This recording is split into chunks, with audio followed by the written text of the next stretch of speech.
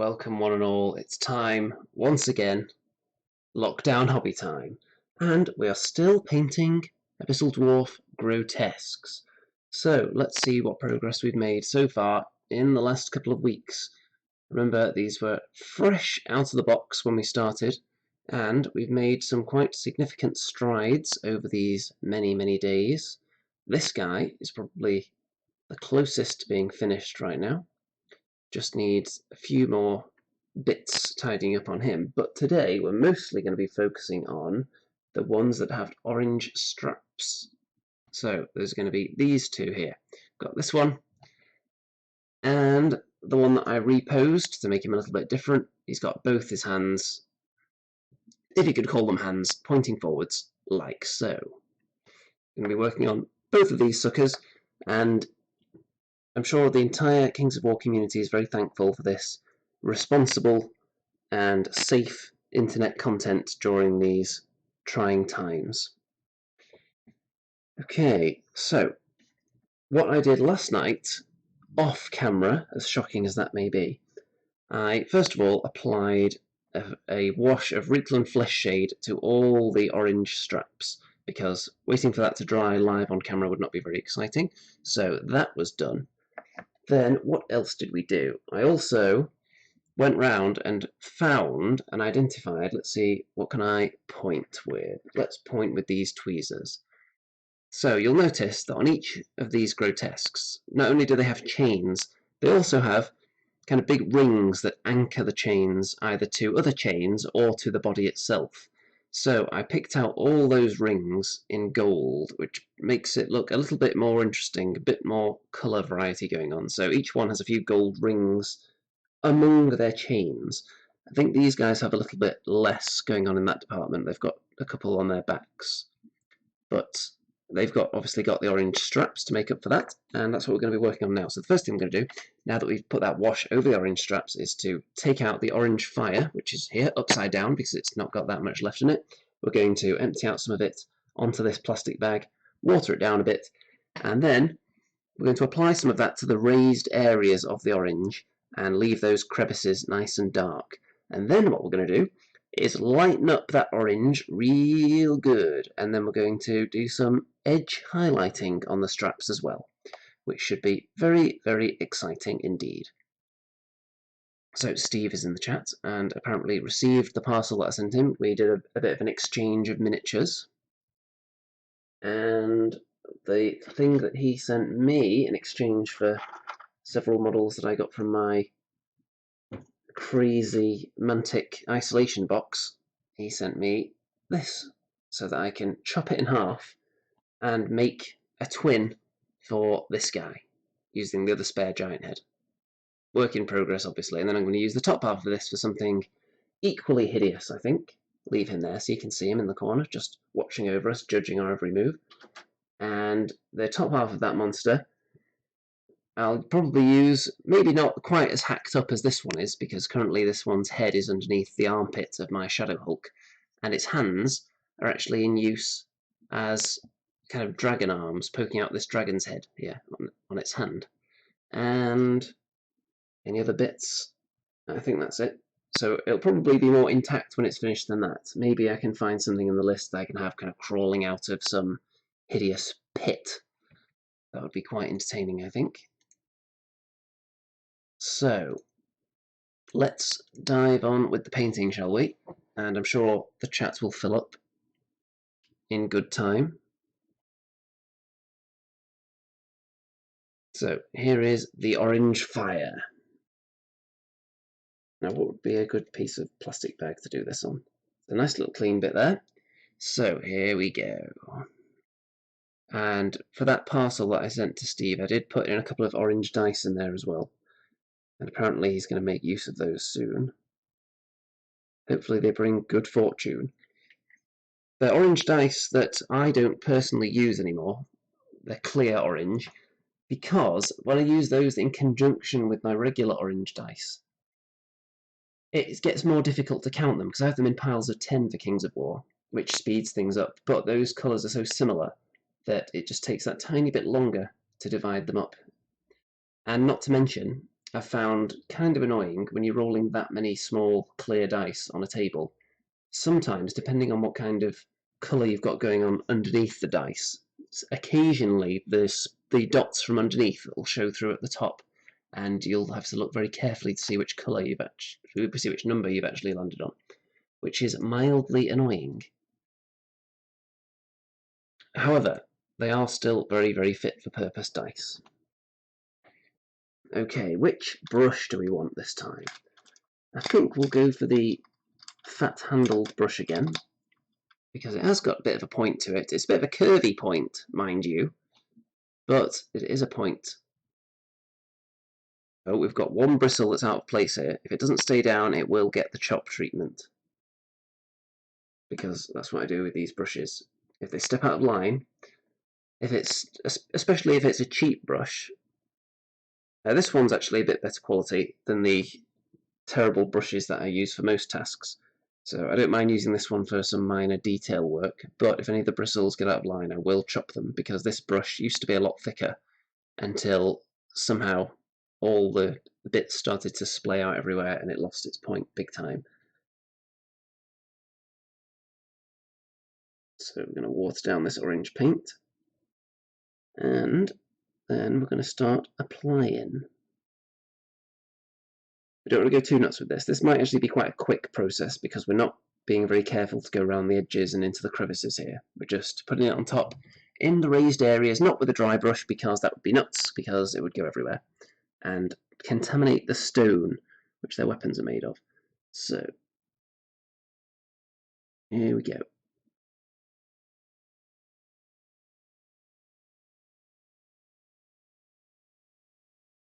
Just going to be lightening up all the top visible parts here.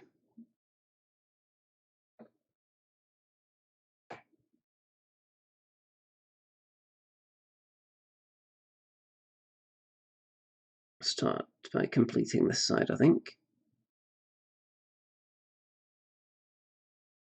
Being careful not to touch any of the grey, which I've already completely finished, and I would not like to have to do too much repair work to that.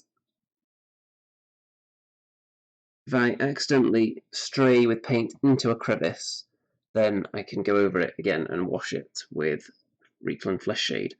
But if I go onto the grey, it's going to be much more annoying to fix. So I'm going to try not to do that.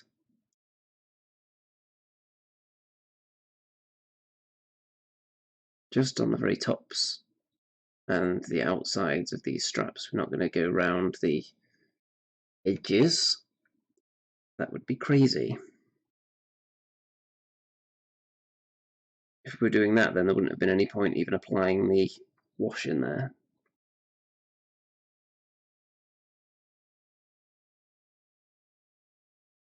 There's a bit of rock poking out there, so just being careful not to touch that.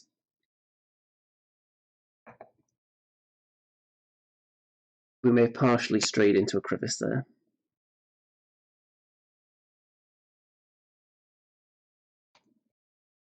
But that's fine. It's not a rocky crevice, so it's one we can deal with. I say we, but I don't think you're actually going to help. Other than moral support, obviously. Which is very important in these trying times. Speaking of moral support, don't forget, if there's anyone you know that you think might be vulnerable at the moment, or perhaps isolated on their own, don't forget to check in with them. Electronically, preferably.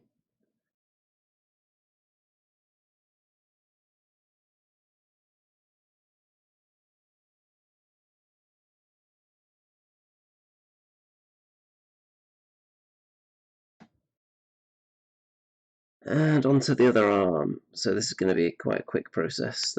And the edge highlighting might take a bit longer, but we'll cross that bridge when we come to it. If anyone's got any questions or comments for this enthralling and riveting wall-to-wall action, hard-hitting broadcast, feel free to drop them in the comments, and I will refer to them regularly. Obviously, the most controversial topic today in the Kings of War community is the fact that someone posted that they snuck out to play a game during the pandemic, which seems a tad irresponsible if you ask me.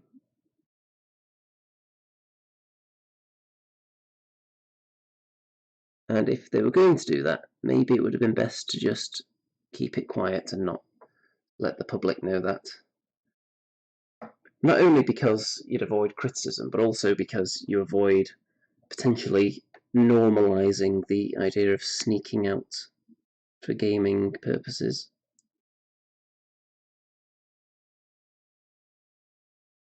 But I think the response to it should have probably dealt with that sentiment.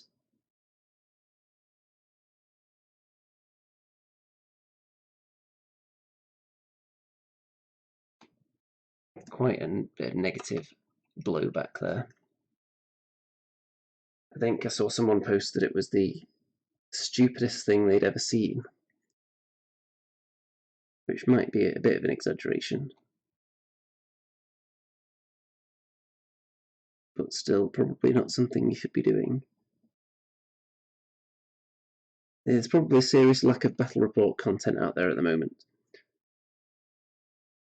I can't think of anyone off the top of my head who is currently in isolation with the person they make their battle reports with, at least no one that I watch.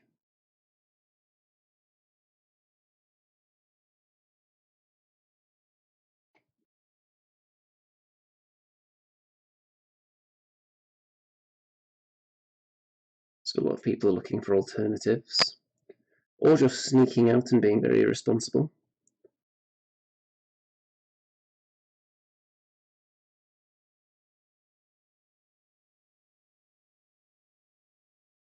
One of the tournaments that I was going to be attending this month, but obviously that's not going ahead, has been switched to a Universal Battle tournament.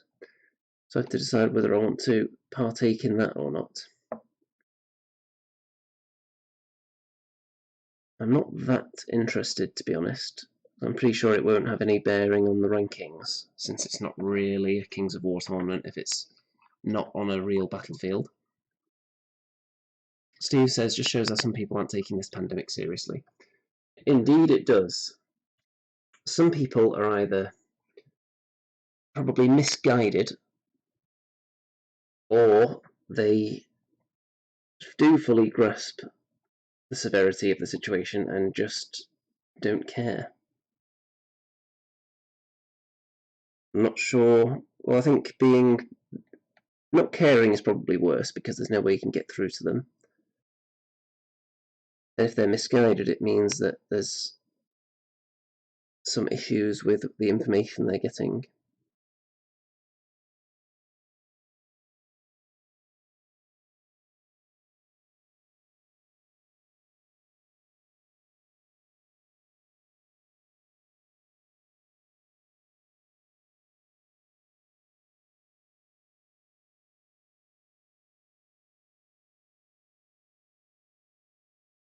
Since the lockdown started, I think, how many times have I been out? Not many, and it's only been for essential purchases.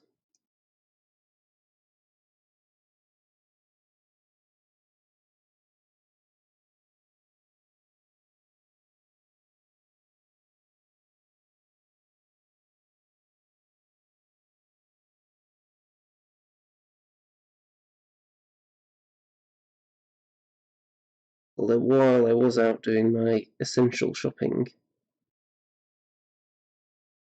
it is just after Easter, so there's been lots of reduced price chocolate at the supermarkets. It seems to be way more discounted than usual, even after Easter. So I would guess that they're just having less people in the shop, and that's going to result in them having to just dispose of a lot of that chocolate if it isn't all gone in short order. So they've got to make it extra cheap just to make sure people buy a ton of it.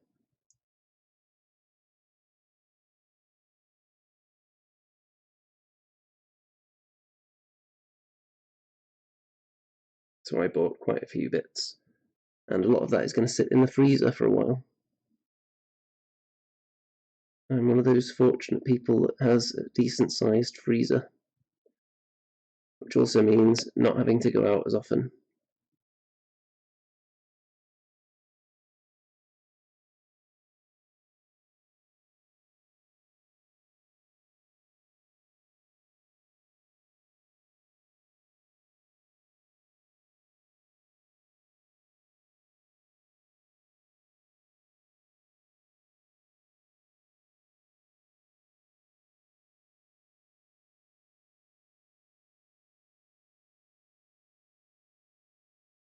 Okay, almost done with the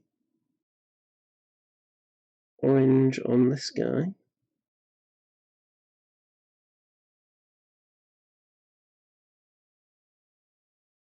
Just anywhere that doesn't look quite light enough, just going to attack that again with the orange.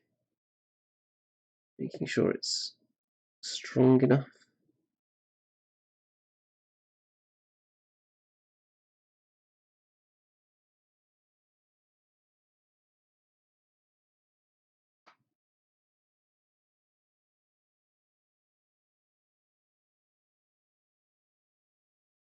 Okay, I think that is him done. So the only thing that's going to be required on him in terms of the orange is just a bit of an edge highlight with a very light orange, which is going to be more of a delicate process than this. Good afternoon to Graham in the chat there.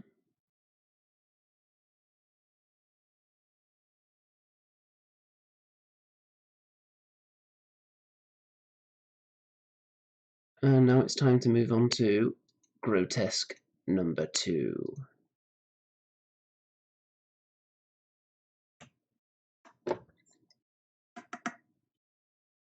So we'll put him, let's just sit him up there so you can keep an eye on him. If he falls down, too bad. On to this bad boy. Add a bit more water to the orange, not much, just a small amount, just to keep it nice and juicy and moist and succulent. And in we go.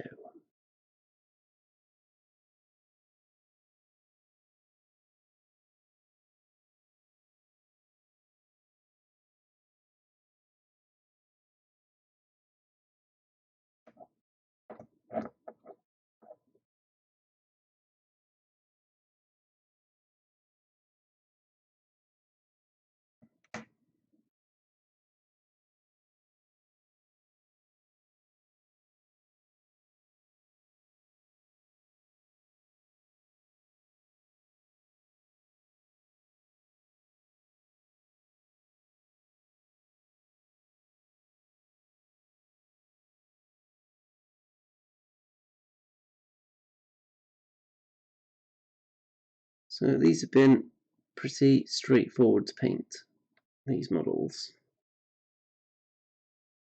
The most difficult parts that I usually find are when you have these kind of straps wrapped around something that's a different colour underneath. So they've been probably not necessarily the most difficult part, but the part that requires the most concentration to make sure you're not accidentally straying with a bit of colour into a spot that it's not supposed to be.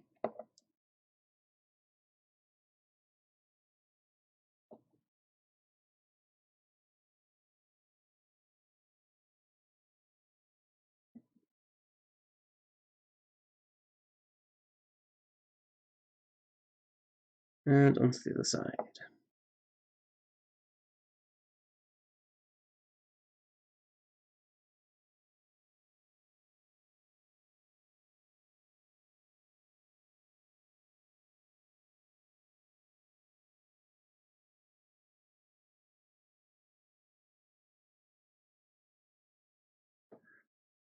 We've got Brad in the chat as well. What's everyone working on this afternoon / evening? I suppose it's rapidly turning into evening, isn't it? When is the cut-off point between afternoon and evening?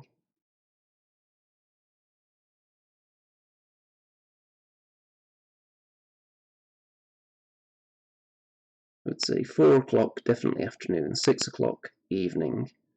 So is it somewhere around 5, the cut-off? There's probably an official definition.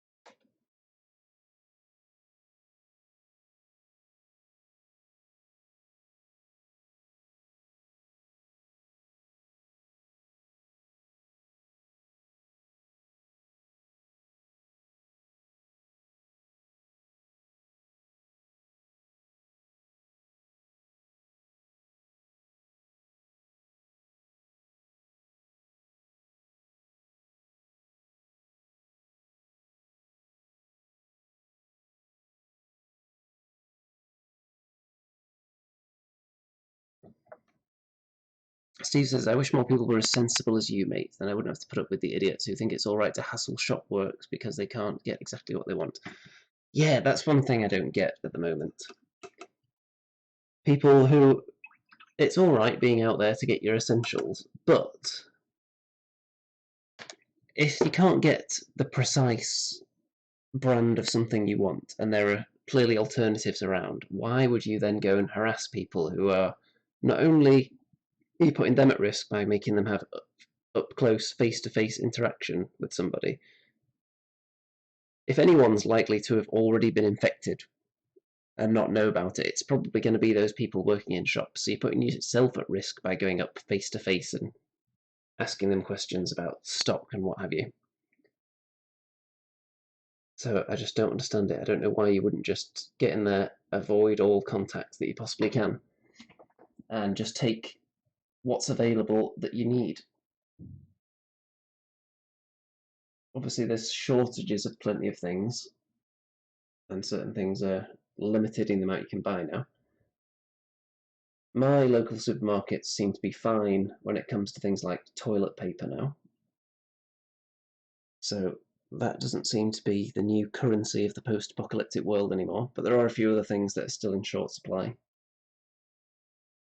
I think for mine, one of the things is antibacterial hand soap. The stuff in the little squirty bottle for you to just leave next to the sink at home. However, they did have quite a lot of the kind that you would just buy at a slightly lower price to then refill those bottles with. And they had quite a few non-antibacterial ones.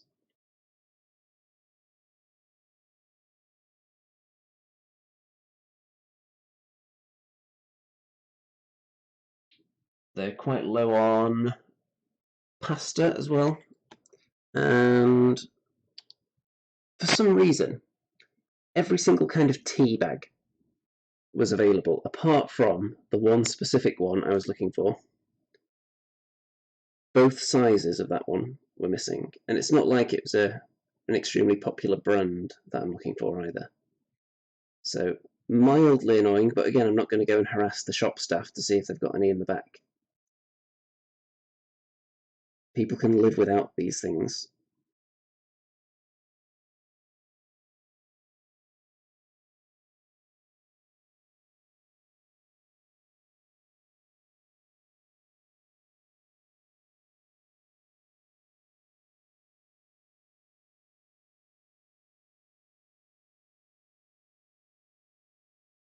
One thing that's been definitely in high demand and constantly lacking on the shop shelves has been bird's eye potato waffles.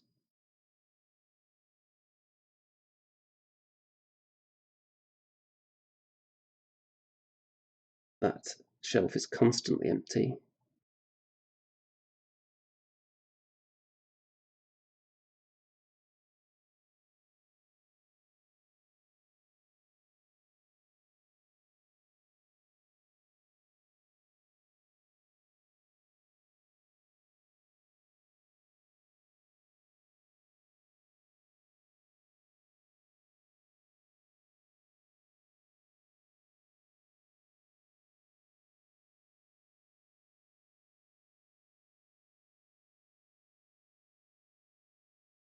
One thing that mildly annoyed me, though, at my local supermarket, which is a Tesco, one thing that's good is that they have a scan as you shop system, so you take a little hand scan around with you and scan all your own items. And it's good that they are cleaning those after someone's used them and cleaning anything else that you might touch as well, like the touch screens. But nearly every time I've been, my scanner has flashed up with the "you have been randomly selected to have your shopping checked to make sure you're not stealing anything." And you would think they would make that like way scaled down during this time, so you don't have a member of staff coming and handling everyone's food to scan it to make sure they're not stealing. If you think that's such a major issue, then maybe you shouldn't use that system right now. And just have staff like physically watching you at self-checkouts. From a safe distance, obviously.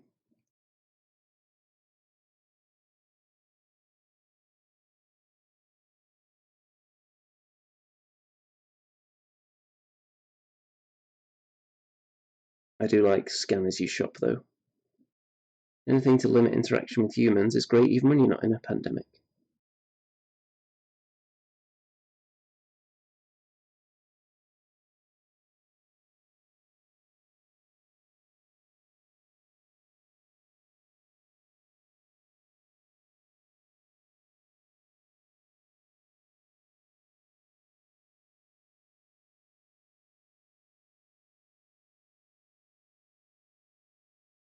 Okay.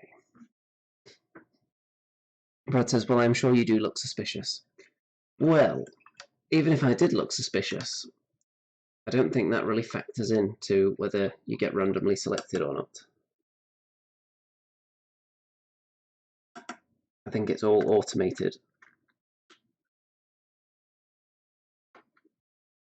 So if you're ever found to have something in your shopping that's maybe not supposed to be there, it probably logs that, and then it'll give you more random checks in the future, I imagine. But that's never happened to me, because I'm careful like that.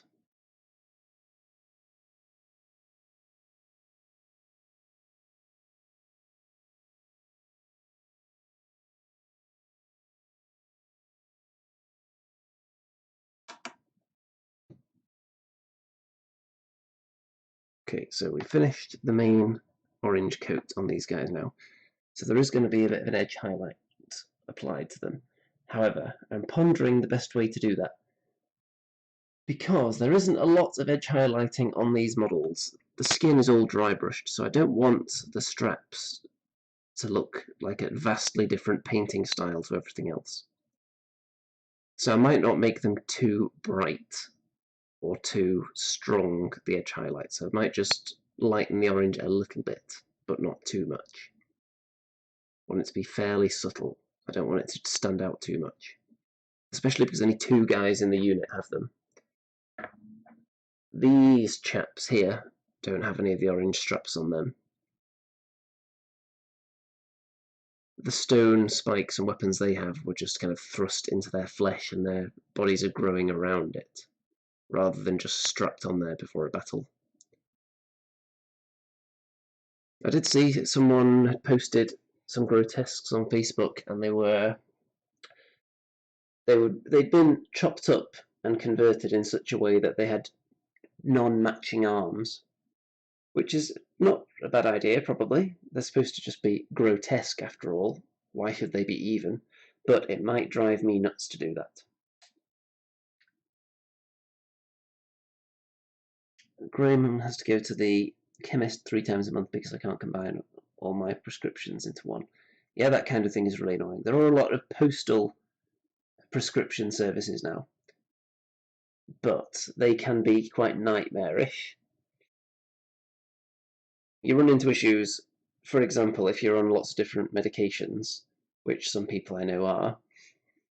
If you try and order, for example, 5 medicines that you need, and there's an issue, they don't have one of them in stock. Sometimes they just won't tell you, and they'll just delay everything else, the same way that, for example, a miniature retailer might do that if they don't have one of your paints in stock. They just delay sending out your order. But this is with medicine, things you actually need to live sometimes, and they don't tell you that they're delaying it because one of them's not available. So you have to constantly be checking up on it and ordering things way in advance. Okay, let's see what's going on in the chat now. Brad is working on some Abyssal Mastiffs. Very nice. I do have some Abyssal Dwarf Mastiffs in this box. I don't think it actually shows them on the picture. Let's see. Oh yeah, it does. They're lurking at the back of the picture there. I think you get 2 on there. 1 per 10 model sprue. So when I get round to those models, I think I am going to enjoy them just looking at the picture because they do look cool. But not yet. They're not the priority at the moment. I've already got plenty of infantry. Just need these Grotesques and the Hellfang done first because that's really going to add even more spice to the army. Graham says, just came in from sterilising the greenhouse, emptied it, scrubbed it out, scrubbed pots and put it all back together in one afternoon. It took me 3 days last year. Yeah, you've got to keep everything clean nowadays. One thing that seems to be advisable at the moment is if you get a parcel, for a start you don't know who's touched it or what it's been touching. So I think the safest thing to do is just empty out the contents, dispose of the packaging, preferably in a recycling manner, even though they're not actually collecting recycling at the moment, but you can still like fill up your recycling bins and just wait and see if the recycling collections start again. And if they don't, just put your overflow into the regular bin. That's what I've been doing anyway. And we haven't quite filled up the recycling bins yet. And don't forget to wash your hands, obviously. Which was kind of annoying for me to do because I suffered that finger wound, which is just about healed up. You can see the line where it was, though, especially in this light. I can bend my finger properly now. Let's see. Let's compare the 2 finger bends. This one goes right down there, right nice and easy. This one, it kind of wants to stop there at the moment. I have to really force it to actually close. Whereas this one, it's just very easy. This one,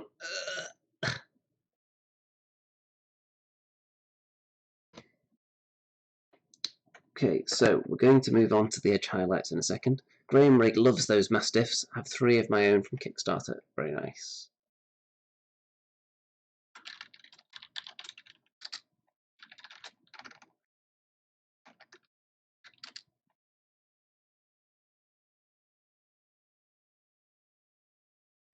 Okay then. So what we're going to do, first of all, I'm going to splat a bit more orange into this pile. This will be drying up. So just going to plunk another splodge in there. And then we don't want to lighten it too much, like I was saying. So we're going to take white, which I can now identify because I've put a colour dot on the top of all my game colour paints. So I don't have to rummage around to find them. As you can see here, they've all got the colour dot on top, apart from ones that are nearly empty, because it seemed like a waste of time. So my paints have been dispatched from Mantic today, by the way. So we're going to blob a teensy bit of white in there. And we're going to see how light that turns out. So do I have a stick to mix this up with, or should I just use the brush? Let's use the brush, and we're going to put a bit of water in there as well.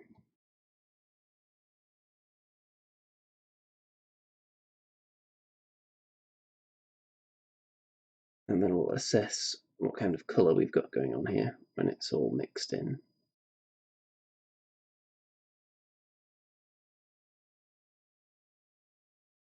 It's definitely a little lighter, but not stupidly light. So I think I can be fairly satisfied with that. I might take a finer brush, though, for this job.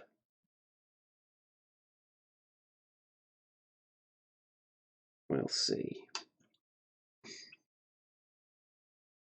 Steve says they still collect recycling around my area, but not green bins. Well, that's fortunate. In my area, they're just collecting the grey regular bins at the moment and telling you to just shove everything in there.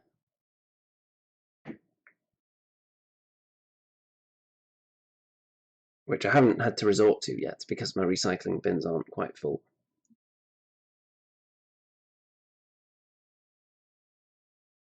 And I've actually got a spare recycling bin for plastic and metal stuff because one was accidentally delivered here and another one was delivered here which wasn't accidental, but it was because our previous bin had disappeared.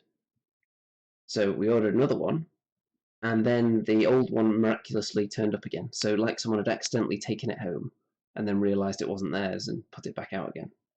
So we have two, and then the one that was delivered here accidentally, it was just left outside the house, so we just left it there, and then eventually went and looked at the card that was on it that had an address that was nowhere near this house. So we just kind of nudged it further down the road, and I would imagine that since it's not there anymore, either someone's just taken it, or it was slowly nudged by successive people until it finally made its way home. So do we need a different brush for this task? I think we do. So let's soak this brush up real bad. Graham says a parcel turned up this morning that was in the system for 2 months. It came from Ukraine. Well, if something takes 2 months to arrive, it either came from Ukraine or it came from Wayland Games.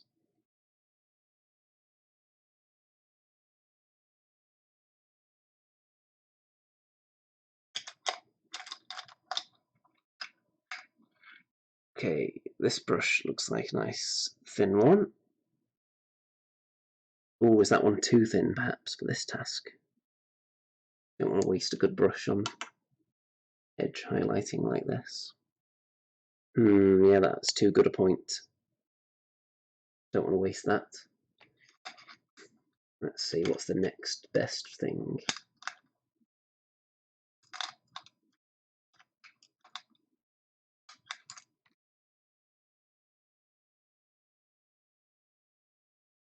Maybe this one? Is that a better point than the one I just rejected? Let's see.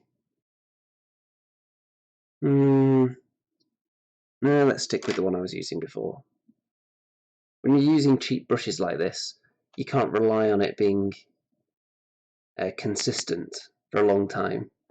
You're going to have to use it for different things and adapt to whatever the bristles do, because it's so cheap and they don't last. Their point doesn't survive, so you end up having to use them for another purpose, and then when they eventually wear out their usefulness for that job, you can find something else for them, and it's worth it because they're so cheap though.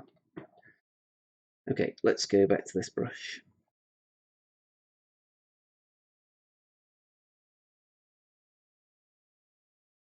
And let's see if we can get a good edge highlight going on here. It looks promising.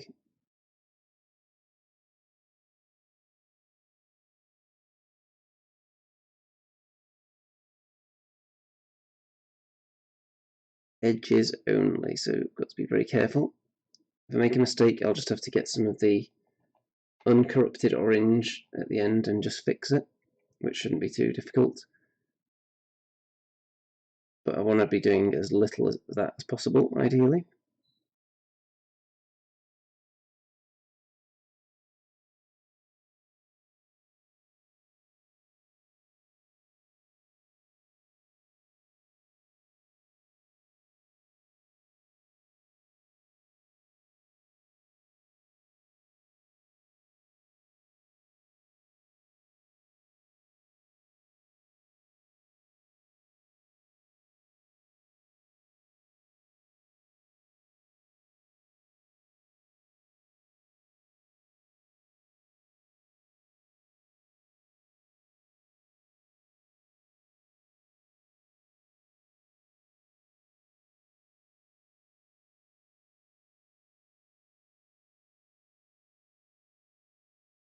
Okay, nice and subtle.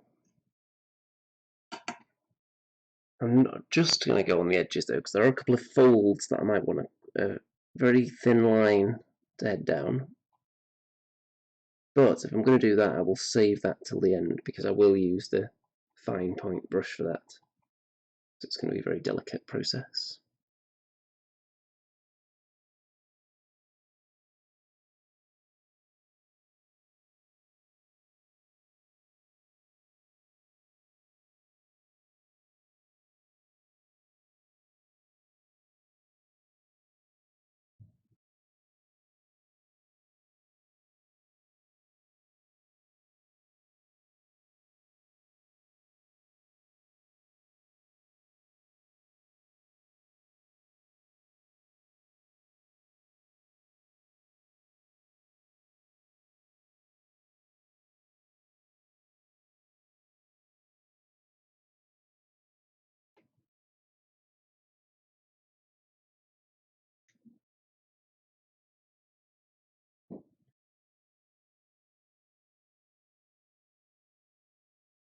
So, for any fans of the Andean Rim show in here, I'm pretty sure we've got a way to do it now. In this current technological climate of Google Hangouts on air not existing, I think it's doable. We just need to test it out to make sure it all works as intended, but it should be something we can do in the next few days, hopefully. Not going to get people too excited though, because there was a few technical hitches last time.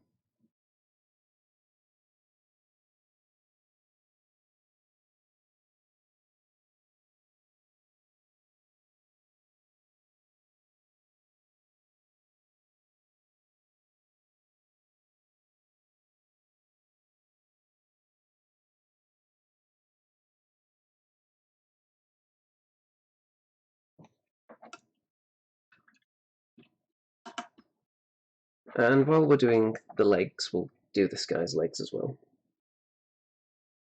Just while I'm in the zone at painting that precise body part, might as well plough through and do all of them here. Keeps things nice and efficient.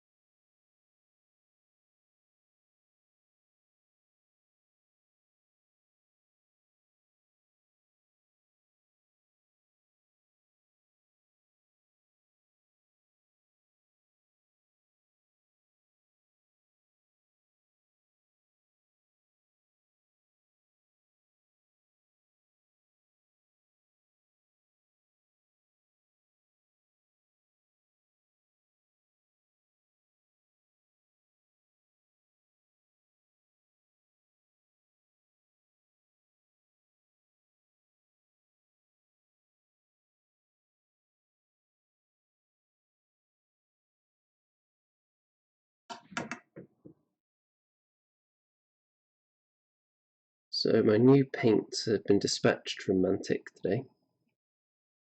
So maybe they'll arrive tomorrow.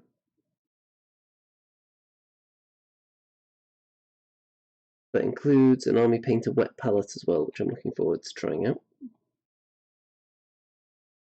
Wet palette and about 7 or 8 different paints, mostly pinks and purples for my Night Stalkers.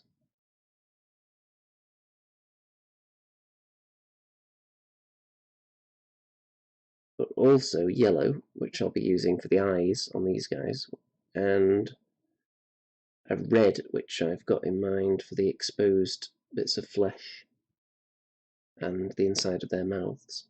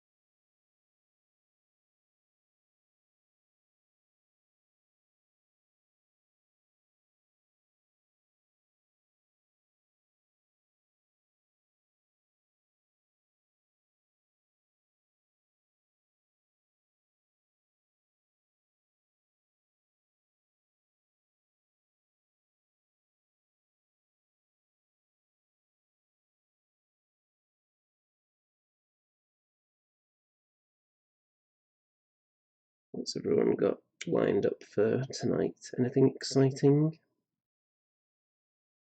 Hopefully nothing too exciting, because that would be irresponsible.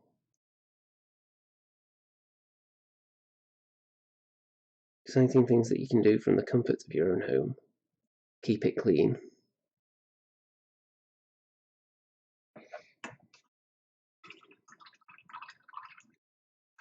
Okay, I think the precision required for the rest of these edge highlights is going to necessitate the arrival of the very fine point brush. So we're going to soap this one down and put it away for now.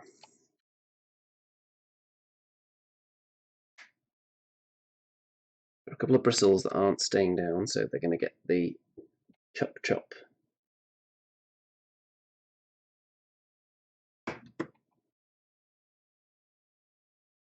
Nothing worse than a stray bristle. Okay, there are a few things worse, but right now that's my main concern in life.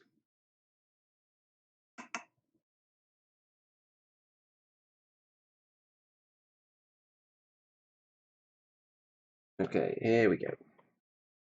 So let's add a tiny bit of water on the brush as well.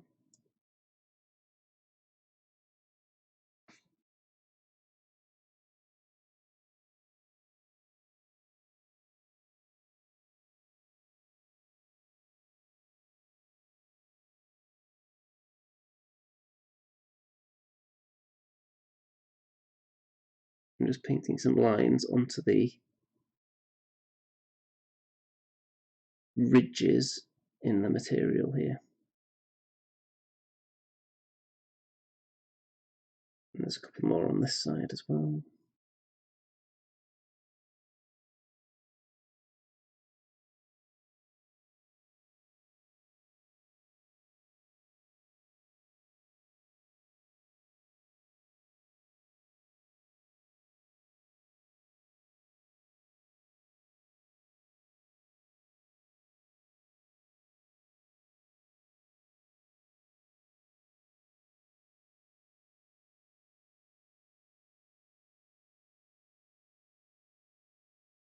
A little bit round the front.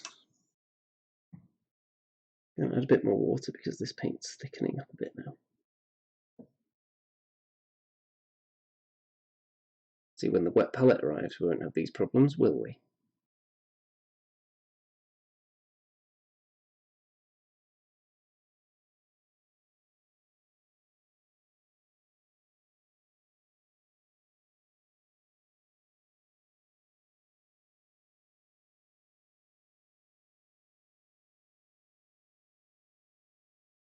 And on this side as well.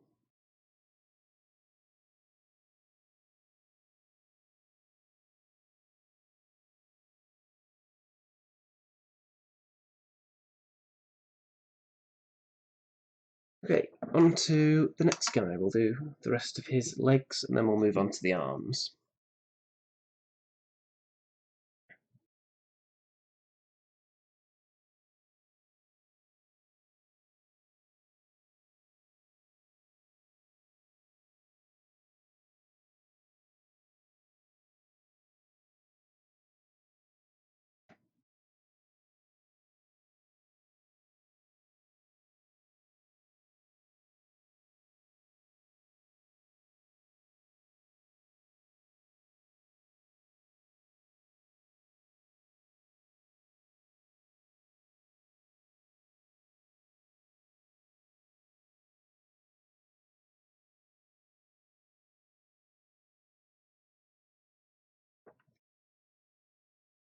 Steve's looking forward to seeing that wet palette.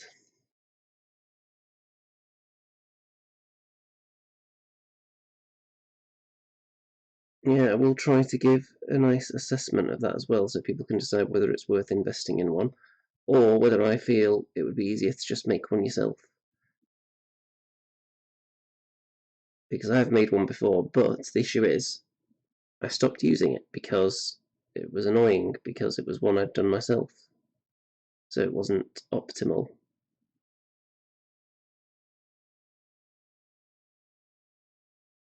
it dried up because I didn't really have a lid on it.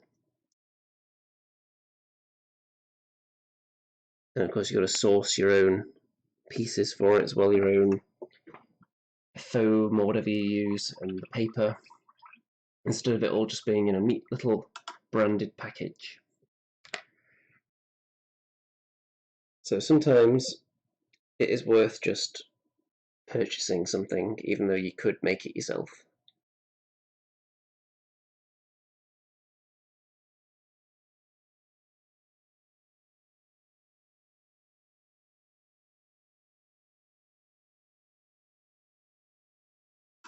Okay, onto the arms. This is going to be a very difficult process now because I'm going onto the edges and I don't want to touch the grey at all. That would be bad.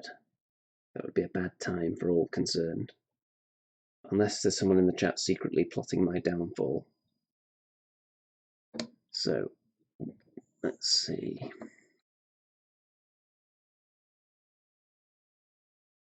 Trying to hold it very steady.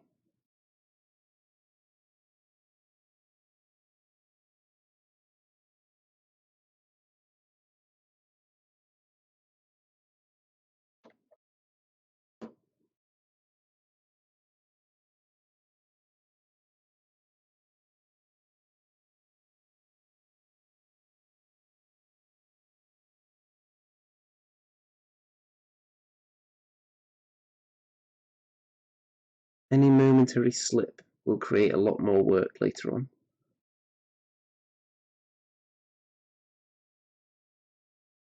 So we want as few slips as possible.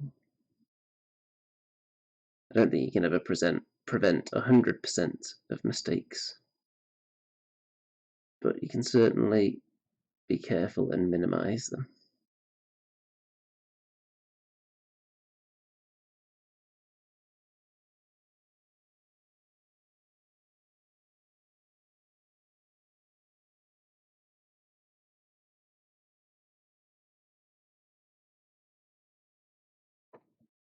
If you see my thumb attack the model, that's because a bit of paint has got where it shouldn't do on the orange, and I'm just getting rid of it quick before it dries. If it does that on the grey, I won't be able to do that though, because it would be too late, and I'd just be smudging it everywhere.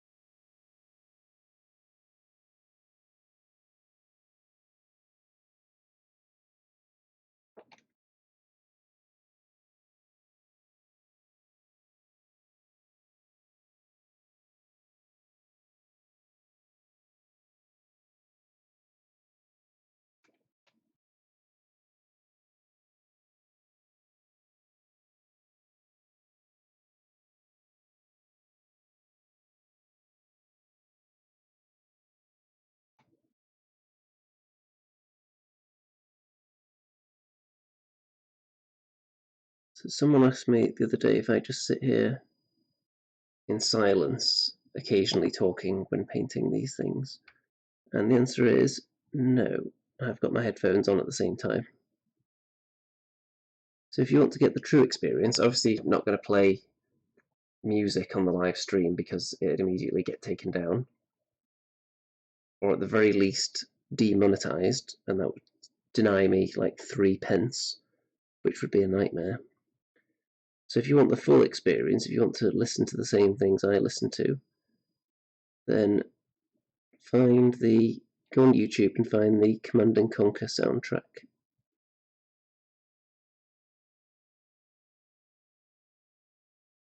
Any of the games, the whole series.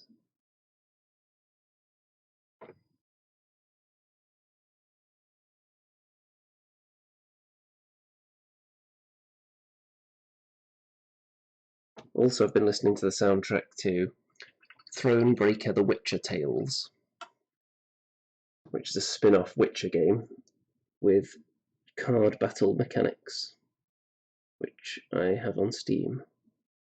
And it has a very good soundtrack.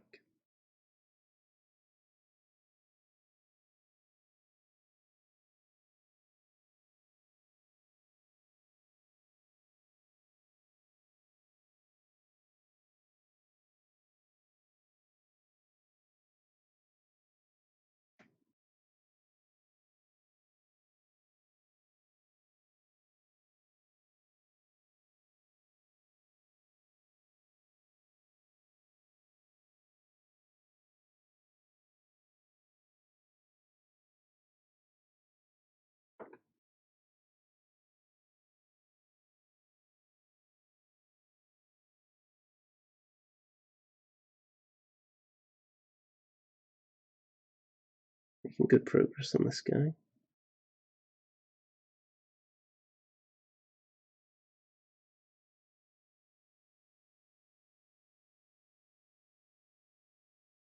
These edge highlights are actually looking good, I think. Definitely helping, and it's having the desired effect. But it's not too ridiculously bold, so it's going to completely draw you away from the rest of the model. Just gives it a little bit more depth.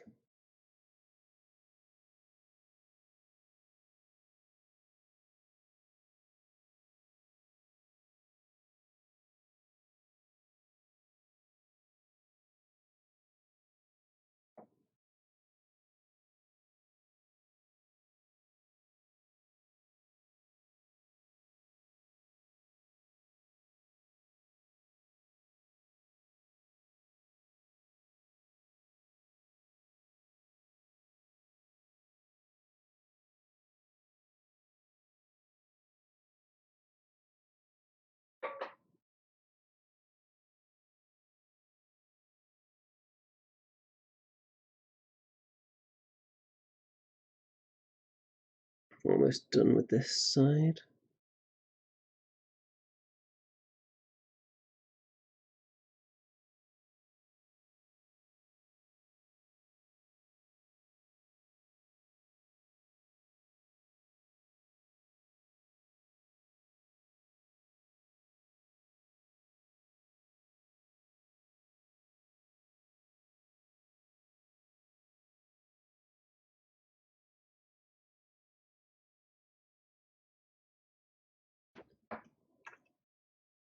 Graham says, my record with Wayland Games was 2 years. It was a pre-order, so not entirely their fault.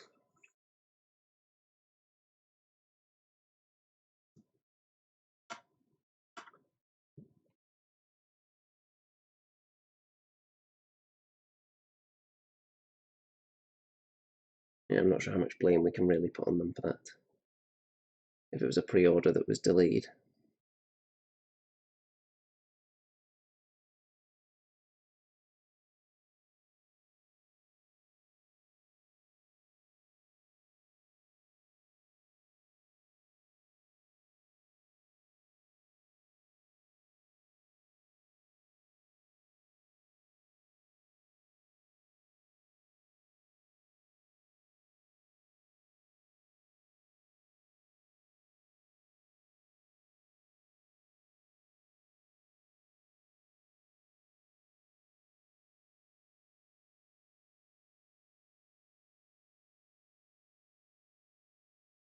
Okay, onto the other arm.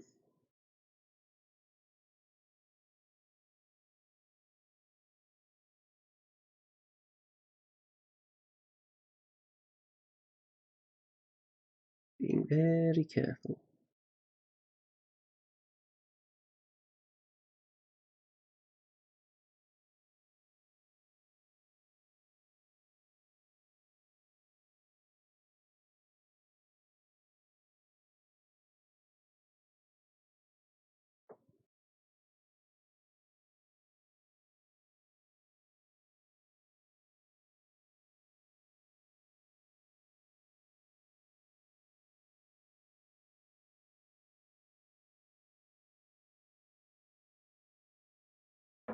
Edge highlighting is something that occasionally looks ridiculous,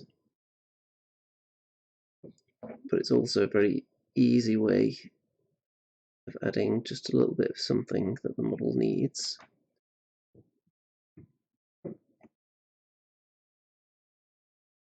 It doesn't always look realistic. So for these models in particular, when the rest of the model is kind of gritty looking, a really strong edge highlight might look a bit weird and cartoony on these bits.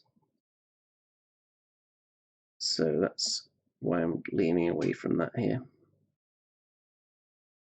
And just making it a little bit lighter than the surrounding area.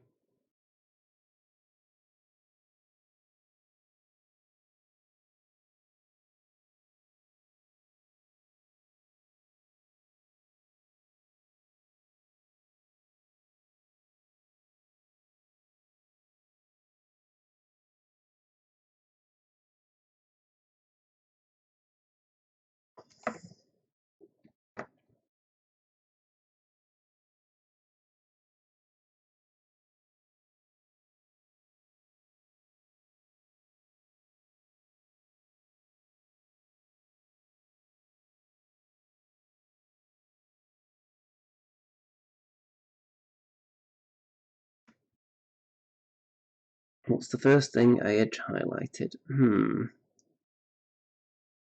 I know it's not something I was doing back in the day. Back when I was painting my original Dwarf army, I don't remember doing any edge highlighting back then.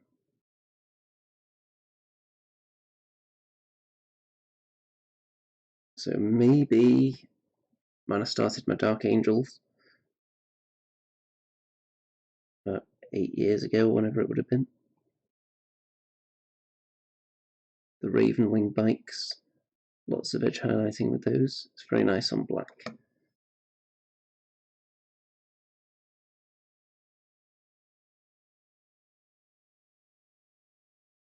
And of course, Space Marines are kind of cartoony looking anyway, aren't they?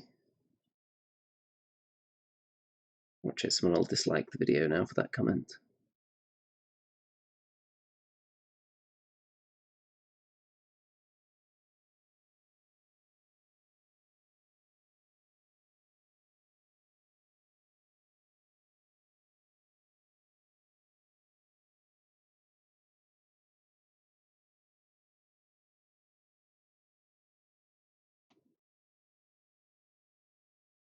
This guy's been relatively mistake-free on the edge highlights so far.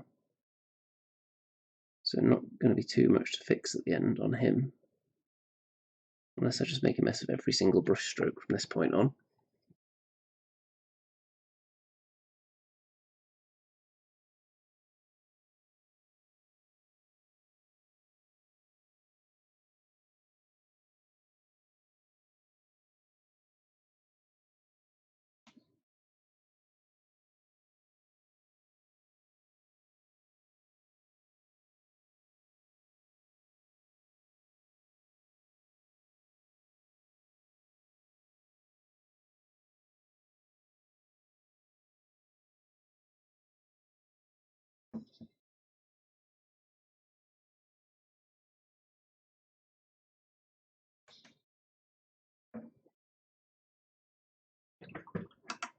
We're getting there.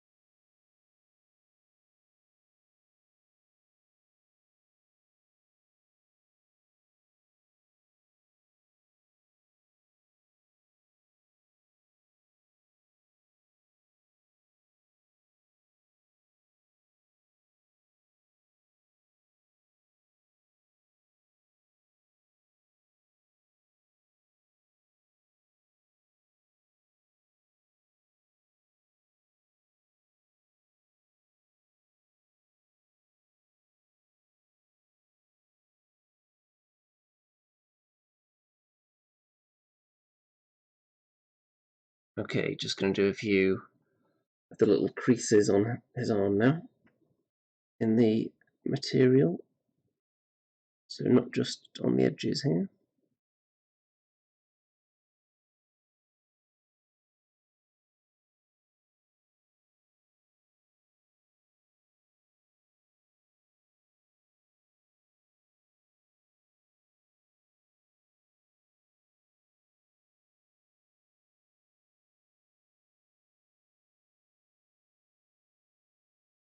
Okay, I think that'll do for him.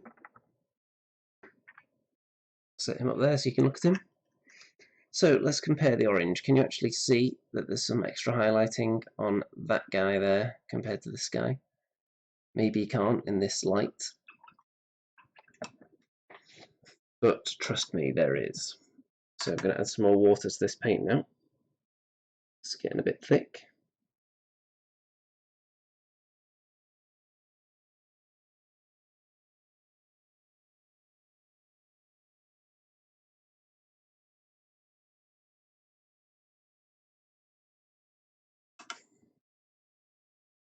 Okay. 6 people viewing this, but only 2 likes. That's outrageous. Usually when I say that, I see the likes pop up.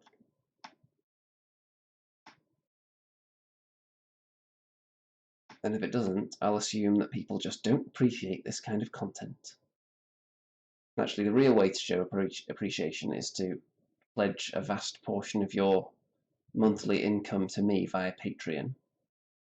I'm thinking somewhere in the region of 75%. I think that's fair. Especially during these tough economic times. I don't see how anyone could possibly complain about that.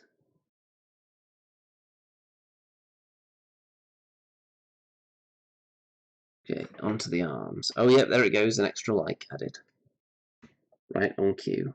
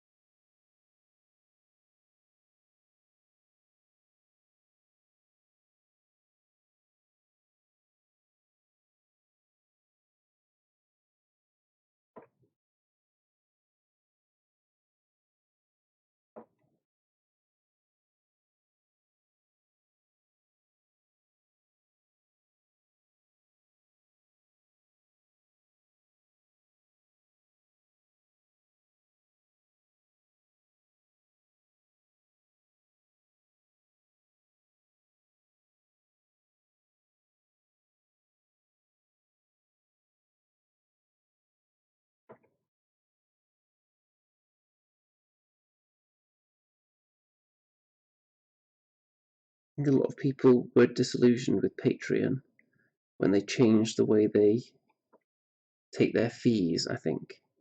It resulted in a lot of smaller creators losing out and people consolidating their monthly pledges into just a few large creators. I don't know whether they ever changed that since again, but as far as I'm aware, that's how the deal is. It encourages you to make large donations to just a few people rather than lots of small ones.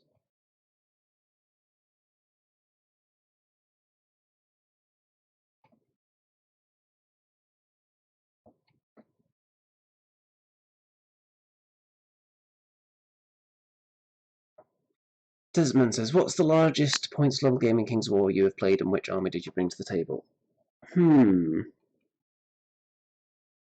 I don't know. I feel like I must have done 3,000 points by now. I did want to do a series of huge games using every single model I had in my Goblin army, but I never got round to it.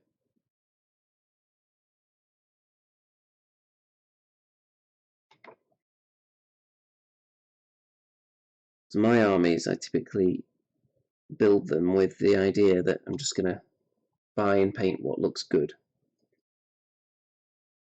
And then once I start using it, I'll figure out which units actually do well, and maybe I'll get more of those. But to start with, I'm just going to get the stuff that looks the coolest. I'm not going to get too much of one thing. So when my armies scale up, they're not always the most powerful, because I end up bringing in units that aren't necessarily the most efficient in whatever edition.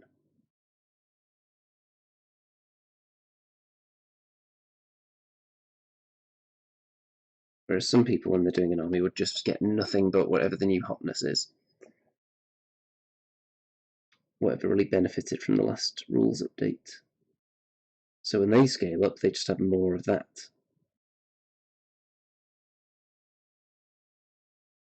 I've been to tournaments. I think the highest one I've been to was 2,600 points.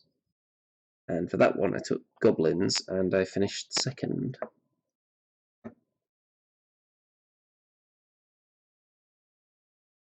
And I had a lot of shooting in that army.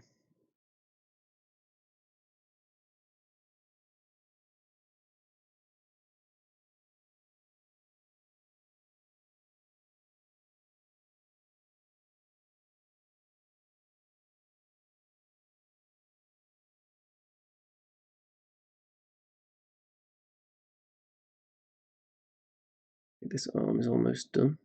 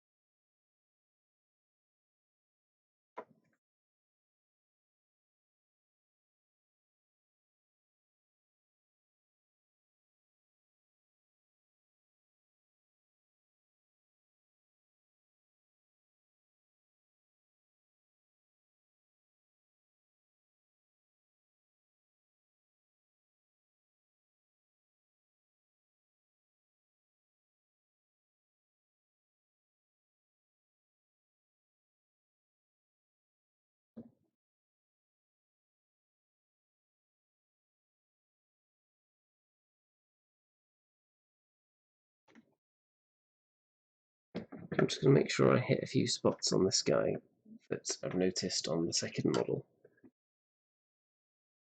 Let's see. A few things I might have missed here.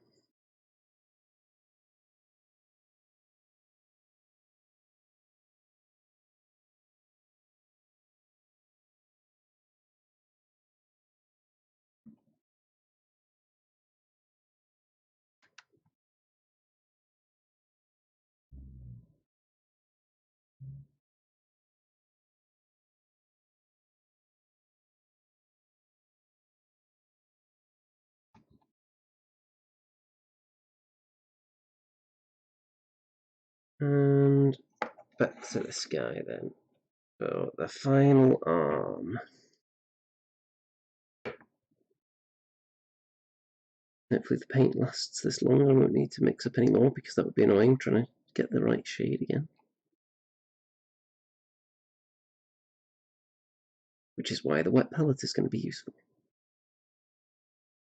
I could just close the lid and leave it in there, and if I need to come back to that colour, easy.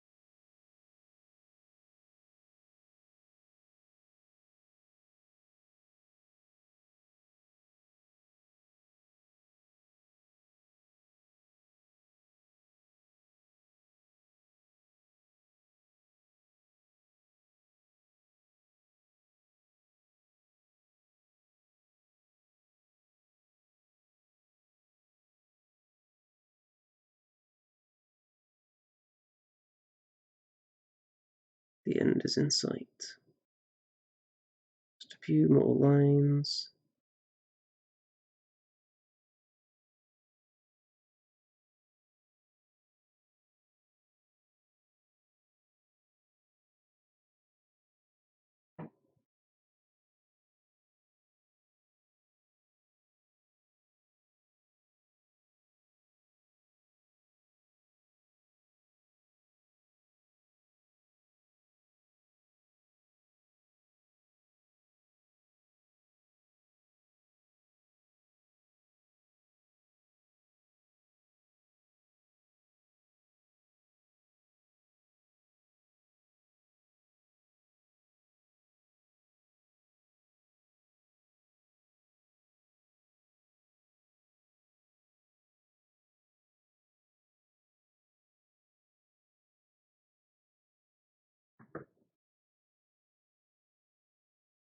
Talking of the size of Kings of War games, though, I do like to see some variety out there. I don't want to see everything at just 2,000 points.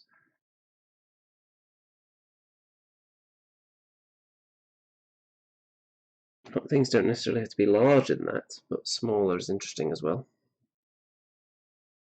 The one tournament that I won was 1,250 points in the previous edition. And I think I came up with a very strong list for that. Don't know how good it'd be now, but it was 3 troll hordes at that point level is quite a lot.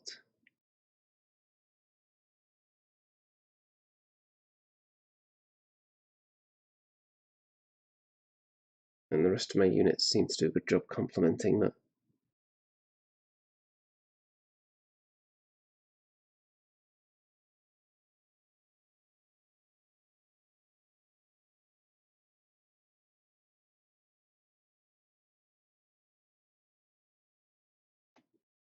I do like to see a bit of variety in there in the point levels.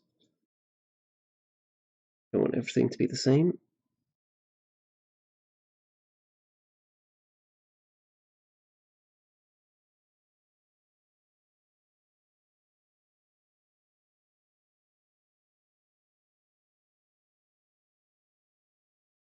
I feel like 2,000 is slightly too low for what I like to take with my Abyssal Dwarves now. 2,250, I can just about fit in all the cool stuff that I want to take. Just.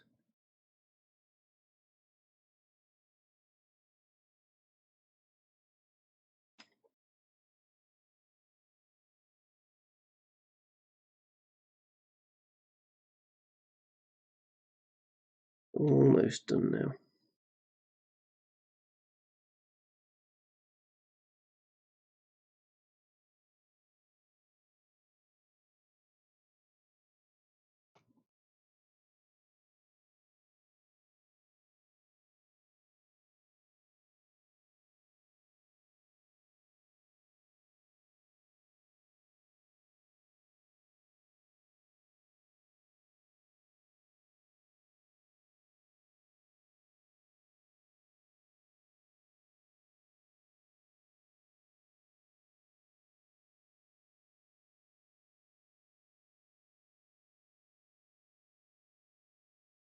Okay, I'm going to call that done for the edge highlighting now. And let's soap down this brush.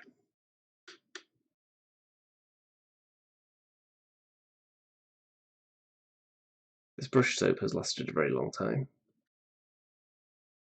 Must have had it about 5 years now. I became aware of the concept of brush soap when I was at... Well, maybe I'd heard of it before then, but I saw a demonstration of some brush soap at Adepticon 5 years ago. And then when I got back, I looked into it a bit more and purchased one.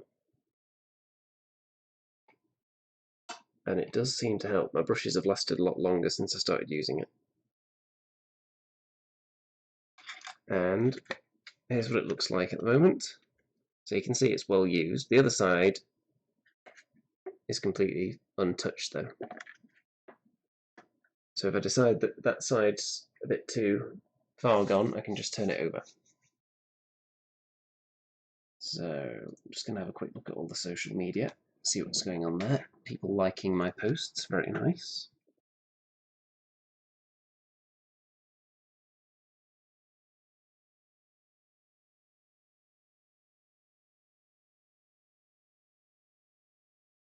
Desmond says, do you foresee these grotesques as being a staple in your Abyssal Dwarf army? Probably. The way I've been running my Abyssal Dwarves, I have trouble leaving out units that I think look great. So for example, my Ancient Winged Half-Breed, I don't know if that's the most optimal choice in the army, because I seem to be doing very well with just Basusu and Bracky as the characters running around. But that thing looks so cool, I have to play it whenever I can. So I want bigger point levels so I can actually fit all the things I want in there. The Grotesques, people have done very well with them. Obviously, I haven't used them and I've done well without them, but they provide something that's missing from my army list at the moment. Because they're about as hard-hitting, more hard-hitting than the golems. They're obviously not as survivable, but they're faster. They have regeneration. They're slightly more hard-hitting than the half-breeds, but that's in terms of crushing and thunderous charge combined. But they don't hit on 3s like the half-breeds do. Only hit on 4s, but more crushing and a teensy bit slower, but they've got higher defense than the half-breeds. So if they were going to replace anyone in the list, you would think that realistically it would be the half-breeds. But the half-breeds are also my favourite looking unit in the whole army, possibly. So whether I could stand to lose them, which again is why I want bigger point levels, so I can actually fit all these things in. If I'm going to make all these units look good, I want to use them and not have to leave them all out. But Grotesques definitely seem like they do a job that my other units don't. They hit hard, they're survivable enough with the regeneration as well, a bit of speed. They're kind of the middle ground between the golems and the half-breeds, I would say, which is a role that isn't currently filled in my list. Because the half-breeds, when they charge in, fine, they'll kill something probably, but then they'll die. As soon as they get hit, they're dead. The golems, things just bounce off them because they're so tough, but they're slow, and sometimes it's difficult to get into the combats you want with them, especially if you're not taking a huge amount of surge sources. So it'll be nice to have a unit that just sits neatly between those two. Maybe not literally between them on the battlefield, but they can absorb a bit of punishment, the Grotesques. So they're definitely going to be in there. And the Grotesque champion, just because he looks so darn cool, he's definitely going to see some game time. And he seems quite decent in the list as well. Between him and the half-breed champion, I'm not sure which is actually better, because of course one's an individual, so you've got some advantages there. But the one that's not an individual, of course, has the advantage of being able to get flanks and double his attacks, which makes him as hard-hitting as a unit, pretty much. The half-breed champion is more for you chasing things down, artillery or enemy individuals. If you put the blade on him, that makes him extra tasty against them. There's a place for both of them. I could see running one of each in the list. I'm not sure how Bracky fits into this though, because he's getting quite expensive, and the less named characters are significantly cheaper than him. Let's see. Tom says, with all your experience of Kings of War, have you ever played any games at a smaller scale, for example 15mm? I've played smaller scale games. When I first got into games at all when I was a child, the first game I got was Epic Titan Legions. I just didn't play much of that because everyone wanted to play 40k instead, so I didn't do much of that. Other small scale games I played, Drop Zone Commander, I played quite a bit of that a few years ago. Not much lately, it has to be said. I think the community seemed to dry up a bit. It seemed, to my mind, to coincide with them being bought by TT Combat. I don't know whether that's a legitimate observation or whether that's just my experience, because I haven't personally been playing it, but it seems like the community has shrunk slightly. I still keep an eye on it, but it just seems like there's less going on there. Any other small-scale games? Have I played any? Can't think of any off the top of my head right now. I always wanted to try War Master, and I would like to play the old Epic games again, given half a chance.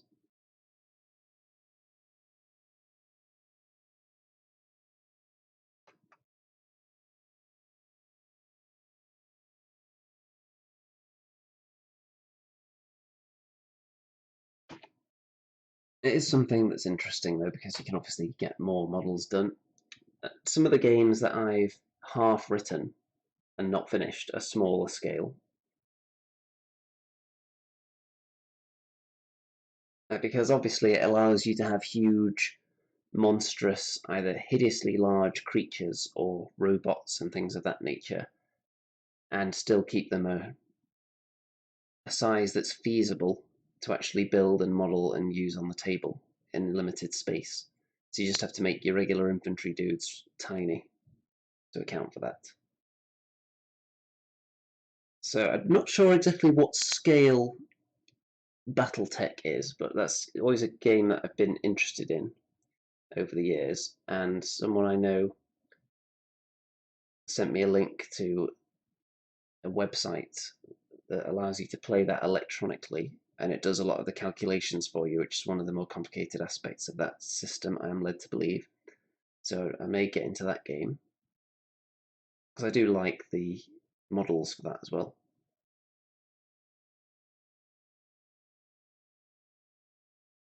Okay, what else do we want to do now that we've finished with that orange? I don't see too much that needs to actually be fixed. I think I did a pretty good job of avoiding any major blunders there. Obviously there's going to be repair work on all the models at the end. When I've totally finished everything, I'm just going to go around touching up all the mistakes. Steve says Warmaster was cool and went on to become Black Powder / Hail Caesar. Oh, is that pretty much the same kind of rule system then? I haven't played either of those.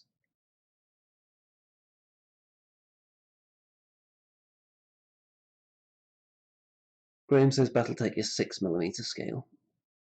So yeah, very teeny tiny little guys, and I think you barely have any actual guys on foot in that game.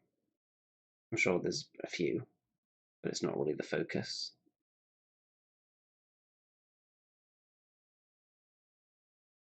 I like the idea. I start writing a lot of games that involve small amounts of huge things and lots of tiny things.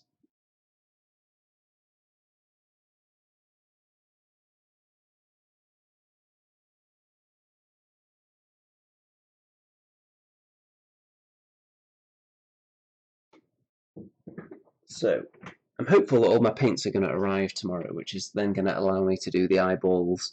And let's give you an example of one of the areas that I need the red for. So let's look at this guy. Let's get something to point at him with. You can see his shin here with these spikes pointing out of it. The flesh there is actually like torn out. The skin only extends to there, and this is just raw exposed flesh on the shin bone here. So I'm going to paint that in a rather gory looking red. I think it's actually called Gore Red, the one I've ordered. It's a game colour paint. So the shins, the inside of the mouths are going to be that colour as well. And there's a few other spots, like for example, in the nipple region around these spikes, there's also a bit of exposed flesh. I have to see where else I want to apply that. Like here as well, you can see there's some space around the spikes there. And on these guys, there's obviously the open mouths here, and then there's a tiny bit of exposed flesh, I think, around these spikes that kind of jammed into their legs. So a bit more in there, and then obviously there's 3 eyes on all of them, apart from this guy with no visible eyes. One thing I did spot on him, actually, I think I missed 2 of his teeth before. I think he's actually got teeth at the side as well, but I've only picked out 2 on the bottom level there. So I think I'm going to go in with a tiny little brush and some bone colour right now and try and fix that. So what's the tiniest brush available? Maybe the one I was just using, actually. Let's go for this one. And bone colour. War paint bone colour. I think this is the only war paint that I've actually got. Probably came in a goodie bag at a tournament or something. I feel like this Reaper paint, which is old bronze, I feel like that was in an Adepticon bag. Reaper Master Series paint, and that's the only one I've got from that range. Okay, let's pick out some teeth. And if I make a mess of it, I'll have to wait until the in-mouth colour arrives, and also until the end when I'm fixing up all the skin mistakes. So we want to get right in here. Very careful.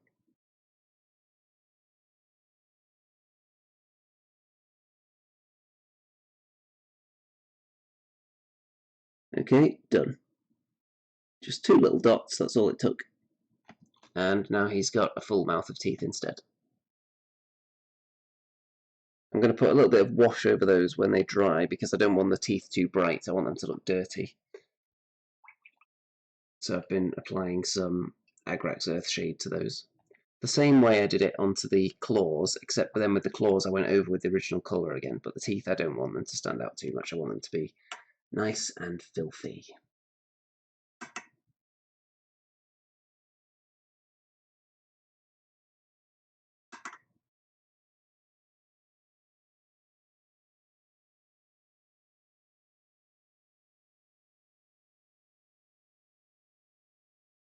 So I think tomorrow it's going to be all about the eyeballs. The eyeballs, and is there anything else that even needs to be finished now apart from just touching up? Because the subtle edge highlighting is done on these guys.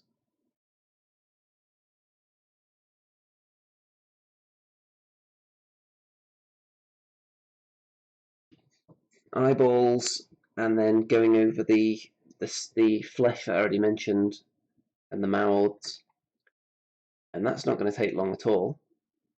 And then I may even be able to completely finish them in terms of paint tomorrow. That would be the goal if my paints arrive in a timely fashion and don't arrive after I finish the stream. Then I'll be hoping to get all the paint on them tomorrow, and then I can touch up all the skin, get that complete, and then probably that evening I would most likely brush on my matte varnish if I can finish them tomorrow. So that's the dream. I could get them varnished tomorrow, and then the day after that, on the live stream, I could actually attach them to the base, so you can see that process in motion as well, which basically involves finding out where the pins on their feet line up on the base, drilling holes in the base, gluing them in, and then when the glue's dry, putting a black wash around it, because super glue does leave a bit of a white residue around the area. So the black wash just makes that totally disappear on this colour. So we might be able to complete this whole unit in 2 days, which would also mean the champion as well. He's not part of the unit, even though he's the coolest looking one. He wishes he was part of the unit. Unless I wanted to put him in the unit and use this guy as the champion, but I don't, because the actual champion is very champion-like. And I've also got another one of these unused from the other regiment, so I might convert the other guy like this, change his pose a bit, and turn him into a second champion. Because if I wanted to keep him just left over and ready to add to my next unit, 4 wouldn't be enough. So if I bought one more regiment and added it to the one I've got left over, that 4 wouldn't give me a horde under the preferred model count anyway. So I'd still need to get 2 more boxes. So I might as well use that guy and turn him into another champion. Because I wouldn't want to get 2 exactly the same as this. This guy is just nice and unique. If I bought a second one, he would be standing on exactly the same skull, he would have exactly the same weapons, same head. Whereas if I just convert this guy, I think he would look sufficiently different. I could, because there's no pressure, because I don't have any other plans for the other one of these, I could take a few more chances with the conversion as well. I think my conversion work has actually come out really well though, because you wouldn't know, for example, that this guy's arm here, this joint, isn't supposed to be that way.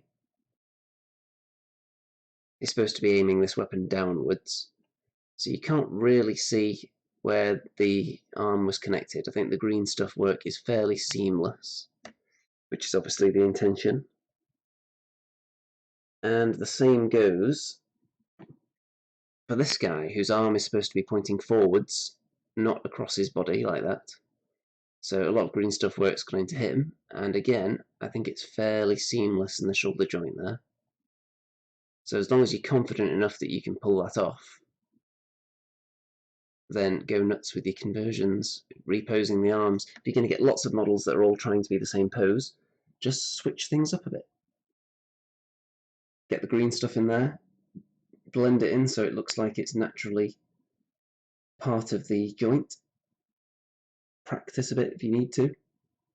I've done a lot of that on my trolls for the goblin army because obviously there's only a few different poses in there, so I want to make them look sufficiently different with their arms pointing in different directions, and that's the best way to do it. Chop, place, green stuff the crevice. Those are the steps to success.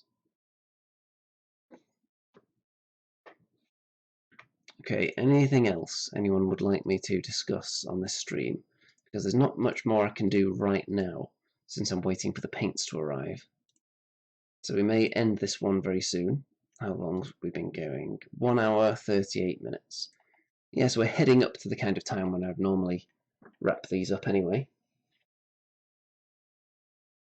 But anything else you want me to discuss? Let's leave him sitting there, so you've got something exciting to look at.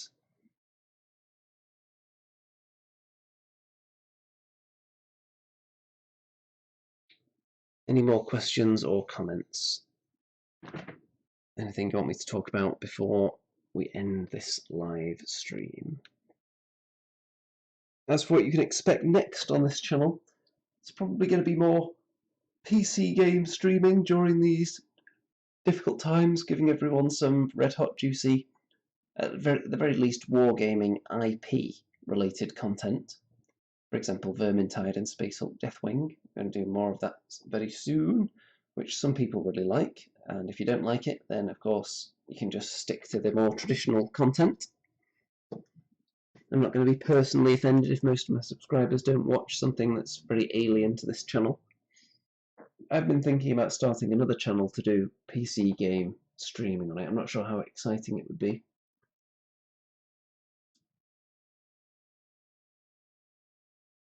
But it is an option, because there are other games I like to play as well that aren't wargaming related PC games.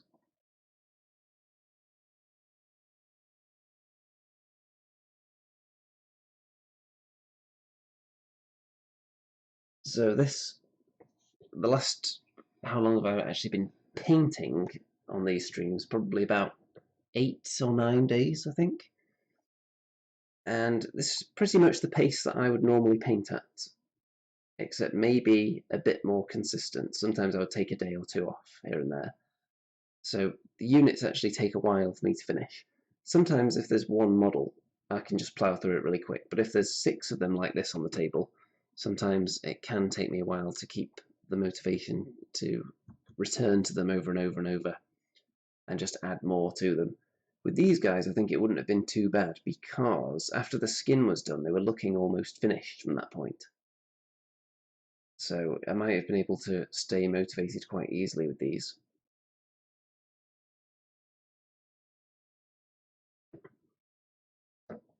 So let's put some other guys out here. So I don't think this orange is too ridiculously bold, even with the highlights on there, which you can't really see too much in this light because they're subtle. But I think it's enough to add a bit of colour to the unit without overloading it. They're not as bright, at least I don't think they're not as bright as the crystals that I've put on the bases, because the highlight is much more toned down on these guys. And these two are quite dark anyway. There's not really any orange on them at all, just a few gold rings on them. And they're very grey claws, which are just stone. So when I was deciding what colour to do the stone on those guys, I was thinking, well, what does stone look like in the rest of the army? And I thought, well, there's the obsidian golems, but they're probably meant to look different to regular stone because they're obsidian, so you'd imagine they would be blacker and darker. So I don't want it to look like that. I want it to be more traditional stone, just grey, but dark grey. Not too light, because these are grotesques we're talking about here. We don't want it looking too bright. So it's quite dark, a bit of a highlight on it though, a bit of fade action going on. And hopefully it looks alright at the end. I was concerned that the grey would come off looking too boring for the claws. But if that's what it's supposed to be stone just stuck into their body and poking out. Then that's what I've done. Very different to these kind of spikes that are growing out of them, which look more organic and natural. So we are going to end this video very shortly, so any last minute comments or questions, drop them in immediately, otherwise there'll be no time to refer to them. I'll of course instruct everyone to check out all the links in the description. Don't forget to like the video, obviously, subscribe if you haven't already. Check out my Facebook group, my Twitter, all the links down there, including the various fundraising sources to send me all your life savings on a monthly or one-off basis. I think I'm up to about $25 a month on Patreon at the moment, which usually just pays for my paints and brushes, which is obviously nice, because it allows me to continue creating new armies. This Abyssal Dwarf army, most of my Abyssal Dwarf army was funded by me selling stuff on eBay, old models that I was never going to get round to using. The Grotesques were sent to me by Mantic because I wrote them a little, like a tactical Abyssal Dwarf starter guide for their blog, which was obviously wildly popular and drove sales through the roof. But also I'm doing video content on them right here. I bought the Hellfane from Element Games. There he is. And that's another one of the models that was funded by selling things on eBay, Mr. Hellfane here. So I'll get round to painting him next. That's going to be very exciting. And I've actually got a notebook where I'm keeping track because I didn't have any hobby budget left over when I was starting my Abyssal Dwarf army. So I started keeping track of money that I had coming in from selling things on eBay and from Patreon, and then money that was going out on the army, and paints for the army, and bases for the army. And at the moment I'm actually slightly in profit from things I've sold compared to my outgoings on the Abyssal Dwarf army. So that's very nice. I have got more things to sell as well, but I need to actually get around to doing the eBay listings. Apparently Steve ordered cheeks yesterday. That is wonderful news. So I don't know how well Cheeks has been doing in the last year or two, but I might eventually get my next payment from that. Since obviously as the creator I am entitled to a cut of that.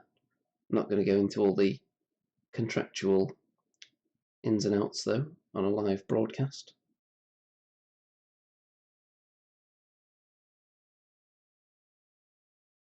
And since you have ordered that as well, I'll have to send you some of the updated rules that might never actually see the light of day. It just makes things a little bit clearer compared to the rules as they're packaged in the box. There are a couple of things that people got confused over when playing it. The main one is the character cards. There's a lot of character cards in there that give you some kind of bonus stat, or some kind of bonus to cards you can use, or how to defend yourself against attack and so on. But it wasn't clear that you were only supposed to take one of those and then that is your character for the round and you just have that special rule all the way through. That wasn't made abundantly clear. So that's the main thing that threw people off. Okay, time to wrap this one up, I think.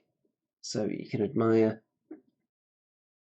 all these lovely grotesques, 6 of them, 3 that you can see right here, and hopefully within a couple of days they'll be completely finished with any luck, and they'll be ready to go out on the table and then sit on the table, because obviously they can't be played with yet really, unless I do a game over the internet on my table, which is a possibility. Because I do have a very, very crude camera setup on the ceiling in this room, which you will have seen when I did a live broadcast of a game a few weeks ago before the lockdown came into effect. I could use that setup and have someone just directing one of the other armies. It's difficult to judge all the distances and whatnot correctly, so there would have to be a lot of clarifying, them asking me to check the arc of sight and all that. So I think that will be something to look into as well. If the lockdown doesn't end in the next month or two, then we're definitely going to have to explore those kinds of options just to keep the juicy tactical content flowing. And I think with that, all that really remains to be said is